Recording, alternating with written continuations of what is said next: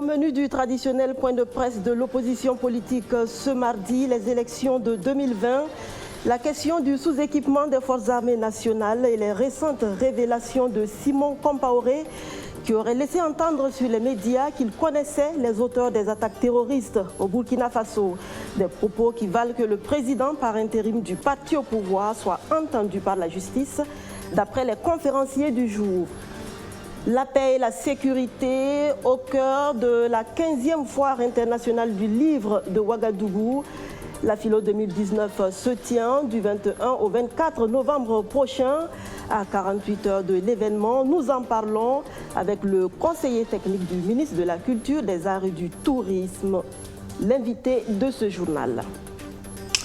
Le Mali n'en finit pas de compter les cadavres au sein de son armée. Les terroristes ont encore frappé ce lundi 24 militaires tués et une trentaine blessés. Bonsoir et bienvenue à tous. À la traditionnelle conférence de presse hebdomadaire du CEFOP ce 19 novembre, l'opposition politique s'est exprimée sur trois principaux sujets: l'organisation des élections générales de 2020, les propos de Simon Compaoré sur les auteurs des attaques terroristes pour lesquels le CEFOP demande qu'ils soient entendus par la justice, et la problématique du sous-équipement des forces armées nationales. Le point avec Kwame Hervé-Dapa. L'idée commence à se répandre. Devrait-on reporter l'élection présidentielle de 2020 pour raison d'insécurité? Ce mardi, la réponse de l'opposition politique s'est voulue très nette. L'opposition politique redit ici qu'elle rejette cette idée dangereuse et qu'elle ne permettra au pouvoir de M. Kaboré d'avoir un lenga. Pas question donc d'accorder une quelconque prolongation au mandat de Roch-Marc Christian Kaboré. Reporter l'élection de 2020 sonnerait comme une victoire pour les terroristes, ajoutera le président du CDP. Dans sa conférence de presse ce 19 novembre, le CEFOP s'est attaqué également à un sujet ultra sensible, le budget de l'armée. Et là encore, il s'est montré très cash. Pour gagner la guerre, nous devons lever le tabou sur la corruption dans le secteur de la défense. L'opposition politique redit ici que pour être crédible, le gouvernement devrait faire preuve de plus de transparence dans la gestion des fonds de l'armée. Nous demandons solennellement au gouvernement la levée du secret défense sur le contrôle du budget de l'armée. Face aux journalistes, l'opposition politique est aussi revenue sur les propos tenus par Simon Compaoré sur une chaîne de télévision. Propos dans lesquels le président par intérim du MPP s'est targué de savoir qui sont les auteurs des attaques terroristes et où ces derniers résident. Sur la question, le CEFOP fait appel à la justice. Plaise donc au procureur du Faso, près le tribunal de grande instance de Ouagadougou, que le citoyen Simon Compaoré soit entendu par la justice burkinabé pour détention de preuves en situation de guerre. Et puisque le MPP est au pouvoir et que ses plus hautes autorités connaissent où sont les terroristes, mais les laissent massacrer les Burkinabés, nous sommes tentés de nous demander si ce parti n'est pas complice des ennemis de la nation. Sur le sujet qui défraie la chronique en ce moment dans la sous-région sahélienne, notamment les suspicions d'accointance des forces françaises avec les terroristes et le survol des bases militaires burkinabées par des drones, le CEFOP, tout en montrant sa curiosité et son inquiétude, précisera tout de même qu'il n'a aucune preuve d'une quelconque connivence entre la France et les organisations terroristes qui attaquent le Burkina Faso. L'accalmie aura été de courte durée entre le gouvernement et les syndicats des agents de la santé. 10 jours de grève ont été décrétés sur l'ensemble du territoire national, et ce, à compter de ce mercredi 20 novembre. Sur les raisons de ce énième mot d'ordre de grève dans le secteur de la santé, je vous propose d'entendre un membre du CIMEB, le syndicat des médecins du Burkina. Salah Idriss Seif Traoré est au micro de Madina Sienou. Il s'est agi de couper les salaires, de faire des retenues sur tout le salaire des agents sur les 3-4 derniers mois. Ce qui veut dire qu'on a planifié couper la quotité cessible chez les agents sur 8 à 10 mois, ce qui est inacceptable. Elles sont abusives parce que les coupures, et illégales parce que les coupures ont été faites sans même respecter cette quotité cessible. Ce qui fait que vous avez beaucoup d'agents de santé qui se retrouvent avec des soldes négatifs. Or, le décret qui a été cité par le ministère de la Santé, le décret 741 de 2008, est fait justement pour protéger le salaire des agents, de sorte que si on doit faire des coupures, que ces coupures-là préservent un solde qui permette aux gens de vivre. Actuellement, vous avez la majorité des agents coupés qui se retrouvent avec des soldes négatifs. Est-ce que vous pensez qu'on peut travailler sans avoir un sou pour se nourrir sa famille, se loger, se payer les frais de santé? Donc, c'est pour ça que nous disons que le ministère nous pousse à la grève. De son côté, le gouvernement tente de décanter la situation. Des pourparlers dirigés par le ministre de la fonction publique viennent de s'achever. Le mot d'ordre de grève des syndicats de la santé est-il levé? Pas pour l'instant, mais tout porte à croire qu'il le sera, car le gouvernement s'est engagé à revoir les coupures de salaire dénoncées par les partenaires sociaux. Je vous propose d'écouter tour à tour le secrétaire général du CIMEB et le ministre de la fonction publique. Nous ne pourrions pas vous dire tout de suite si le mot d'ordre est levé. Nous avons eu une discussion avec un contenu sur un certain nombre d'éléments, dont l'élément central est les coupures abusives et irrégulières. Nous avons eu une proposition d'accord que nous allons soumettre à nos bases. Et c'est à nos bases d'apprécier et qu'on puisse en tirer les conséquences. Mais comme vous l'avez si bien entendu, les coupures vont respecter les journées de service non faites. C'est ce que nous demandions depuis longtemps. Nous sommes un groupe de syndicats légalistes. Nous sommes un groupe de syndicats désireux de respecter tout ce qui est environnement réglementaire au Burkina. Donc nous estimons que les journées où nous n'avons pas travaillé, c'est normal qu'on les coupe. Mais les journées où nous avons travaillé, c'est des sommes qui sont dues. Et cet accord prend un certain nombre d'engagements qui est de rembourser le nombre de journées où les gens vont travailler. Je peux vous dire qu'on a eu une très bonne discussion autour des préoccupations de la Fédération de la Santé. Ils ont déposé un préavis de grève avec un début de grève pour demain. Le point nouveau qui a été ajouté, c'est la question des retenues injustifiées des salaires. Donc le gouvernement a tenu à rassurer les partenaires sociaux que les retenues des salaires pour faire des grèves se feront conformément à la réglementation en vigueur. C'est-à-dire que la retenue va se faire en fonction du principe du service fait et les modalités de retenue. Le service fait, ça va être les jours non travaillés qui vont être coupés. Donc, on ne coupera pas pour les jours qui ont été travaillés. Deuxième information qu'il convient de porter, c'est que au Burkina, c'est le principe qu'on appelle du 30e indivisible. Même si vous grèvez 30 minutes une journée, on vous coupe la journée. Donc, c'est ce principe aussi du 30e indivisible qui va s'appliquer. Donc, un jour non travaillé, c'est un jour coupé. Et un jour non travaillé, ce n'est pas le mois qui sera coupé. Ça, on a convenu là-dessus, puisque ce sont les principes qui encadrent les retenues pour faire des grèves au Burkina. Mais au-delà, nous avons discuté, puisque vous savez qu'avec la F-Santé, nous sommes dans un processus de conclusion d'une trêve sociale. La discussion a commencé depuis la dernière fois. Chaque parti a fait ses amendements. Substantiellement, aujourd'hui, nous avons un document dont le contenu fait consensus. Du nouveau dans le secteur du médicament et de la logistique de santé, un centre de formation et d'expertise sous-régional dont le but est de favoriser un meilleur approvisionnement en produits essentiels de qualité.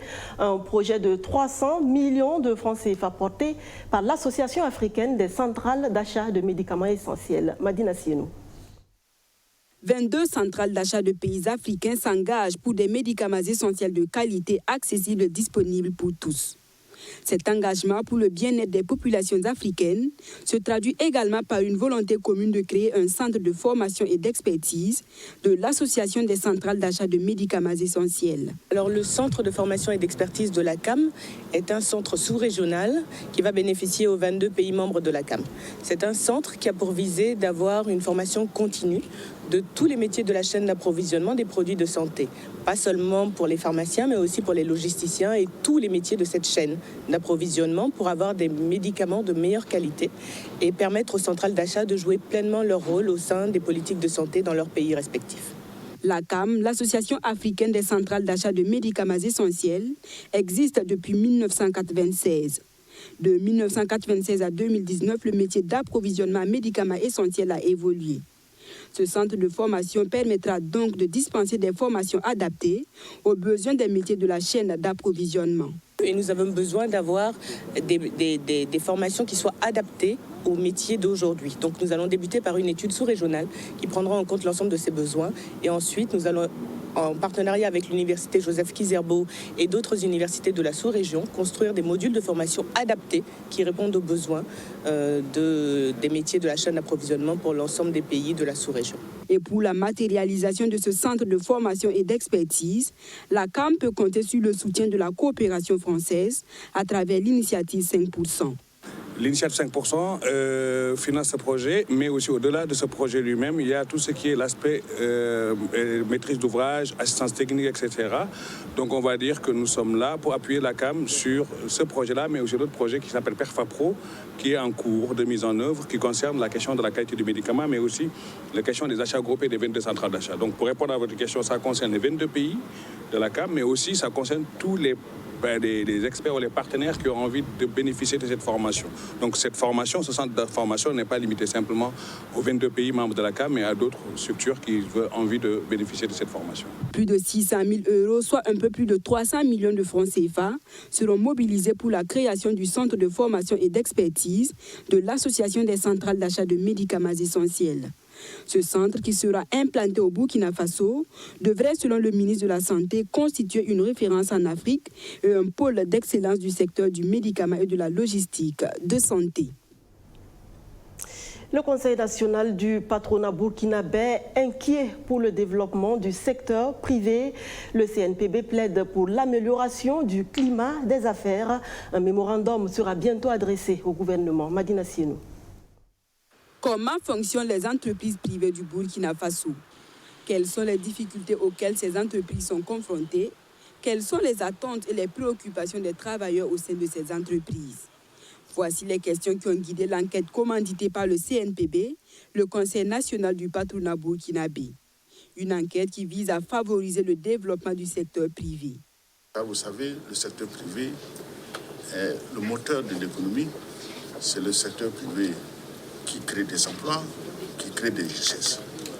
Mais le secteur privé a besoin d'un environnement favorable. Et le gouvernement est un acteur important qui permet, qui conduit une politique économique. Et envers ce gouvernement, nous avons le devoir de nous adresser et de leur exposer les difficultés, la situation dans laquelle les entreprises se trouvent. Pour que nous puissions y arriver, il faut bien que nous fassions une enquête, une étude et mener un plaidoyer vis-à-vis du gouvernement afin qu'il puisse, n'est-ce pas, prendre les dispositions permettant aux entreprises, n'est-ce pas, de bien travailler. Menée auprès de 431 entreprises et 115 employés dans 8 régions du pays, les résultats de cette enquête permettront au CNPB d'élaborer un document de plaidoyer qui sera adressé au gouvernement et autres partenaires. Lorsqu'il y aura des recommandations à faire, lorsqu'il y a un certain nombre de mesures à prendre sur le plan réglementaire, dispositif réglementaire, je pense que le ministère est vraiment fortement engagé et nous sommes prêts à les accompagner dans ce sens, pour pouvoir améliorer le climat des affaires. Et pour l'élaboration de ce document de plaidoyer, le CNPB a bénéficié de l'accompagnement de l'OIT, l'Organisation internationale du travail.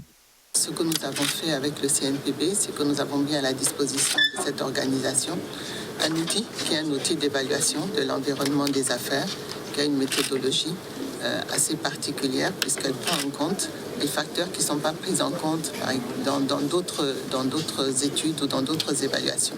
Donc on prend en compte les facteurs politiques, sociaux, environnementaux. Et donc à partir de l'idée, c'est que de permettre à des organisations d'employeurs de faire un plaidoyer, mais un plaidoyer qui est basé sur des recherches, des travaux de recherche, donc que ça soit un plaidoyer qui est argumenté, qui est basé sur des données fiables. Au cours de cet atelier de 48 heures, les participants prendront connaissance de la démarche de plaidoyer formulée par les consultants. Le document final servira de référence à la prise de mesures et d'adoption de réformes par le gouvernement pour lever les obstacles dans le secteur privé, selon le premier vice-président chargé du dialogue social du CNPB.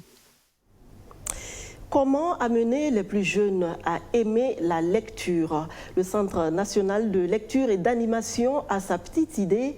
De nouvelles approches sont en expérimentation et pendant une semaine, elles seront enseignées aux encadreurs et aux gestionnaires des centres de lecture publique du Burkina. Rémi Lambert-Nébier. Les bibliothèques se désemplissent face à la généralisation du numérique. Ces fidèles visiteurs restent encore la frange jeune et il faut bien des astuces pour les y attirer pendant longtemps. Pour fidéliser ces enfants à la lecture, on a besoin de faire des animations parce que ce n'est pas exclusivement livre, mais il faut les intéresser à la lecture. Et donc pour les intéresser à la lecture, il y a un certain nombre d'activités qu'on peut mener autour du livre. Il faut que ce soit de la lecture plaisir, comme on dit. Donc, la formation que nous avons ce matin, c'est justement pour initier les animateurs là, à pouvoir utiliser un livre pour intéresser un enfant à la lecture. Ça peut passer par un certain nombre de jeux avec les livres, un certain nombre de questions avec les livres que nous avons, un certain nombre d'activités qu'on peut mener avec les livres. Donc, c'est vraiment l'activité, l'essentiel de l'activité qui va se mener ce matin ici. Pour cette séance de formation d'une semaine, le Centre national de lecture et d'animation culturelle a activé son réseau de lecture publique. Venus de 26 localités, les participants à cet atelier vont s'initier à l'expérience française en la matière avec des formatrices venues de la ville de Grenoble. L'idée, c'est d'apprendre aux participants et d'échanger avec eux sur la compréhension d'un fond, définir à qui s'adresse un livre, quel type, quel âge et qu'est-ce qu'on peut en faire. Donc l'idée, c'est de réfléchir à des ateliers créatifs. On va faire toute une journée d'ateliers créatifs où là, on va vraiment être dans la construction de jeux et de choses qui peuvent être réutilisées après avec des groupes scolaires ou des groupes de jeunes qui viendraient à la bibliothèque. On va essayer d'accompagner aussi autour de la lecture à voix haute et de comment on lit en tenant un album, en faisant profiter à la fois des images et de la lecture. Parce que mine de rien, c'est aussi quelque chose qui n'est pas forcément si évident spontanément.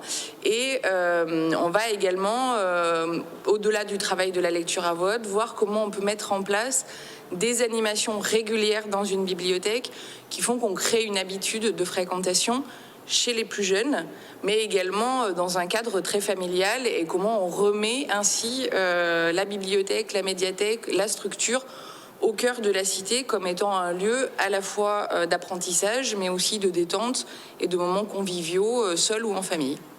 Cette formation se tient en marge de la 15e Foire internationale du livre de Ouagadougou qui va aborder du 21 au 24 novembre prochain le thème de la littérature en relation avec la promotion de la paix et de la sécurité. Voilà qui nous permet d'ouvrir la page entretien de cette édition. Monsieur Dramane Konaté, vous êtes le conseiller technique du ministre de la Culture, des Arts et du Tourisme et vous êtes là justement pour nous parler de la 15e Foire internationale du livre de Ouagadougou. Bonsoir et bienvenue sur le plateau du 19h30. Bonsoir. Alors, une 15e édition de la philo axée sur la promotion de la paix et de la sécurité. Il faut dire que la situation nationale vous y oblige. Tout à fait. Et il faudrait que les acteurs de la culture, et plus spécifiquement les littéraires, les hommes de lettres, les hommes de savoir, puissent apporter leur contribution dans ce contexte difficile que nous connaissons tous. Et leur contribution, bien sûr, c'est par des productions littéraires, productions documentaires, Donc cette 15e édition de la Foire internationale du livre de Ouagadougou est dédiée, ou du moins porte précisément sur le sujet de la paix, la cohésion sociale et de la sécurité. La Philo 2019 comporte 4 volets. Il y a la foire elle-même, les colloques, le Grand Prix littéraire et les Olympiades. On peut avoir des précisions sur chacun de ces volets? Bien sûr. D'abord, nous aurons une conférence inaugurale, ce qui est inédit pour ce qui concerne la Foire internationale des livres de Ouagadougou. Et la conférence inaugurale va porter sur la responsabilité sociale de l'écrivain en temps de crise ou en temps de guerre.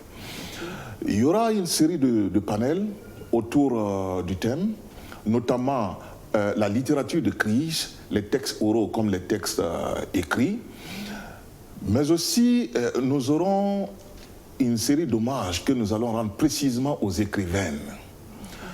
Et cela sous l'épithète de modèle. Modèle, M-O-T-S-D'-E-2-L-E-S. C'est bien artistique. Pour dire tout à fait que ces femmes qui écrivent, ces femmes de plume, vont essayer de montrer ce qu'elles savent de mieux à travers les productions littéraires. Et comme vous savez, la femme est très sensible. Et par rapport à ce qui se passe, le contexte actuel, les femmes auront beaucoup à apporter, mais aussi elles vont d'une façon ou d'une autre essayer de magnifier, d'exalter la patrie à travers leur production. Vous avez parlé tout à l'heure d'Olympiades nationales. Effectivement, les Olympiades reviennent parce qu'elles avaient existé de par le passé, mais pour plusieurs raisons, on ne parlait plus d'Olympiades. C'est faire en sorte pour quelle raison, on peut savoir? Notamment raisons financières, raisons d'ordre financier, mais aussi raisons d'ordre organisationnel. Parce que quand on parle d'Olympiade nationale, il faut que tout le pays soit concerné. Alors qu'habituellement, comme à cette édition, il n'y a que Ouaga et Bobo qui peuvent prendre part à la compétition. Donc, que les élèves ou les apprenants des autres localités ne se disent pas oubliés, nous allons étendre au fur et à mesure, mais aussi, pourquoi pas, aller à l'international, parce qu'il s'agit d'une foire internationale des livres de Ouagadougou. Ce n'est pas une foire locale. Et quand on parle de foire, parfois les gens voient, bon, bien sûr, cette fête foraine qui est là, où on a un peu de n'importe quoi. Non, là, ça porte spécifiquement sur le livre. Pourquoi la terminologie foire, c'est juste pour rapprocher le public lecteur du livre et inversement, rapprocher le livre du lecteur. Donc, il faut bien que l'on se comprenne à ce sujet. Mais aussi, vous avez évoqué ce contexte sécuritaire difficile. Nous avons une série d'activités dédiées spécifiquement aux forces de défense et de sécurité. Vous savez, il n'y a pas que ceux qui ont fait les belles lettres qui savent bien écrire. Et les économistes écrivent, les journalistes écrivent, les juristes écrivent, les militaires s'y sont mis. N'oubliez pas que Lamizana a été un grand auteur, notamment le général Lamizana qui fut président de la Haute-Volta à l'époque et qui a remis à la Bibliothèque nationale, qui a fait don à la nation de ses mémoires. Donc c'est pour inviter aussi tous les hommes politiques, comme les militaires aujourd'hui, des généraux, etc., qui peuvent produire leurs mémoires parce qu'il y a des pans entiers de l'histoire du Burkina Faso que la jeunesse voudrait connaître. La situation du livre au Burkina Faso, M. Konaté, l'écriture, la lecture, est-ce que c'est vraiment la tasse de thé des Burkinabés? On l'a vu dans le précédent reportage. J'allais dire, c'est partout ailleurs en Afrique. Et même, entre-temps, on a caricaturé en disant que l'homme noir, il ne lit pas. C'est la raison pour laquelle il est plein de problèmes. Il est en but à des difficultés de la pire espèce parce qu'il n'essaie pas d'aller chercher dans le livre cette essence qui puisse lui permettre de s'élever et de comprendre, d'être en mesure de résoudre ses problèmes. Alors, c'est vrai, la jeunesse aujourd'hui, il y a ce qu'il est convenu d'appeler la société mondiale de l'information et des savoirs, avec les technologies de l'information et de la communication. Donc ce sont des jeunes Android, ce sont des jeunes qui sont sur les tablettes, qui ne peuvent pas se donner cette peine que d'aller fouiller dans un livre ce qui peut constituer, j'allais dire, la substantifique moelle du savoir. Mais il y en a quand même qui lisent. C'est la raison pour laquelle, vous savez, tout récemment, une loi a été votée sur le livre et sur la lecture publique, non seulement pour encadrer le secteur, mais également pour accompagner tous les acteurs, de l'auteur jusqu'au bibliothécaire, en passant par l'éditeur et le diffuseur, distributeur ou le promoteur. C'est pour dire que le pays, le Burkina Faso, connaît un maillage du territoire national pour ce qui concerne les unités documentaires, que l'on appelle l'élément que vous venez de faire passer, les centres de lecture publique et d'animation culturelle. Il y avait une cinquantaine, mais aujourd'hui nous n'en avons qu'une trentaine. Mais des études ont tendance à montrer que plus les jeunes fréquentent les bibliothèques, plus les jeunes lisent et mieux ils réussissent à leurs examens et concours. Et la philo aussi peut apporter un changement dans cette donne. Absolument, parce que la philo, c'est cet événement créé en 2000 pour fédérer, j'allais dire, les énergies créatrices autour du livre. Donc, les écrivains se retrouvent, les auteurs se retrouvent, les éditeurs également sont là pour voir quels sont, bon, par exemple, les manuscrits susceptibles d'être publiés, mais aussi il y a la formation des bibliothécaires que vous venez de voir, et ce qui fait la particularité de cette édition, la spécificité de cette édition, sachez que Sa Majesté le Moro Naba sera là. Il a beaucoup écrit sur la paix, sur la cohésion sociale, mais aussi il y a Monseigneur Anselme Titiama Sano qui prend son vol depuis Bobo, qui vient parce qu'il a publié un opus intitulé Présence au présent. C'est assez métaphorique, mais c'est pour dire que en ce contexte difficile, nous avons besoin de prière et de bénédiction. En ce contexte difficile, nous avons besoin de prières, et cet opus, ce n'est pas seulement que des prières, j'allais dire, d'obédience chrétienne, mais il y a aussi des prières musulmanes, comme aussi des prières indies, ou si vous voulez, bouddhiques. Merci, Monsieur Konaté, pour tout cet éclairage sur la 15e édition de la Philo, la foire internationale du livre de Ouagadougou, qui ouvre ses portes après-demain dans notre capitale. Nous vous souhaitons beaucoup de réussite pour cette édition. Merci. Vous y êtes cordialement invité. Merci, vous restez avec moi. La réussite scolaire au rendez-vous à Gomboussougou, c'est dans le centre-est du Burkina Faso. Plus de 96% de taux de succès au certificat d'études primaires 2018-2019. Les principaux artisans de ce sacre ont été récompensés. Majid Bakouan, Archimède Boy. À Gomboussougou, dans le Zunweogo, les efforts des acteurs de l'éducation de base sont récompensés. 43 lauréats sont à l'honneur. Des kits scolaires, des tablettes, des vélos et des attestations, ce sont là les prix remis aux lauréats.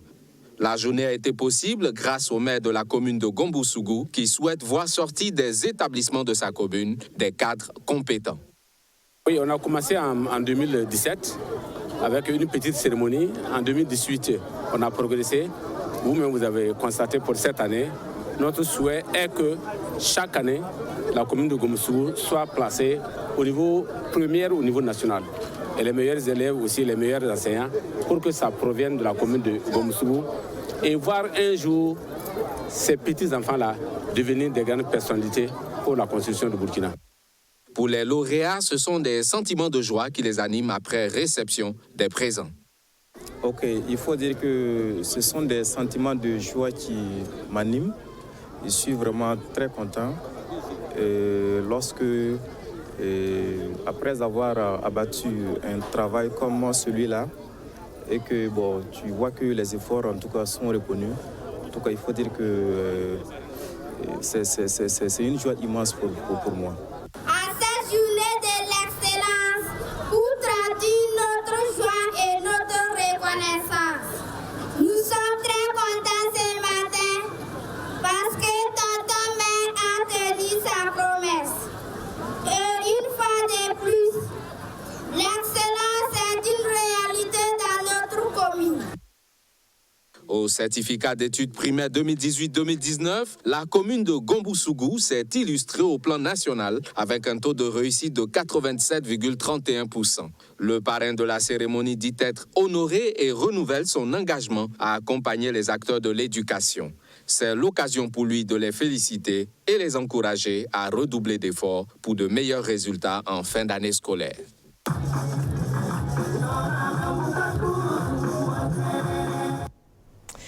Un nouveau coup dur pour l'armée malienne. 24 soldats tombés hier lundi lors d'une attaque terroriste. Le Mali ne compte plus les morts au sein de ses forces armées. En un mois, c'est une centaine de militaires abattus par les djihadistes. Nouvelle attaque meurtrière au Mali. Des combats ont fait 24 morts dans les rangs de l'armée malienne. Une nouvelle tuerie alors même que la France annonçait de lourdes pertes infligées à ces djihadistes en novembre. L'armée précise que les djihadistes ont perdu 17 hommes tués dans les combats de lundi et une centaine de suspects ont été capturés. Début novembre, après une vaste opération conjointe avec les forces du G5 Sahel, l'armée française a annoncé la mort ou la capture d'une trentaine de djihadistes. Samedi, une autre opération des seuls commandos français dans l'est du Mali parlait également d'arrestations dans les rangs des terroristes. C'est un coup dur de plus pour l'armée malienne après la mort d'une centaine de soldats dans 2 attaques djihadistes en un mois dans les mêmes confins du Mali, du Niger et du Burkina Faso. C'est aussi une illustration supplémentaire de la dégradation continue de la sécurité qui alarme la communauté internationale dans cette région et plus largement au Sahel. La vie, c'est ce qu'il nous arrive quand nous sommes occupés à faire des projections sur l'avenir. Demain ne nous appartient pas, aujourd'hui si. Profitons-en. Merci d'avoir suivi ce journal qui s'achève. À demain, j'espère.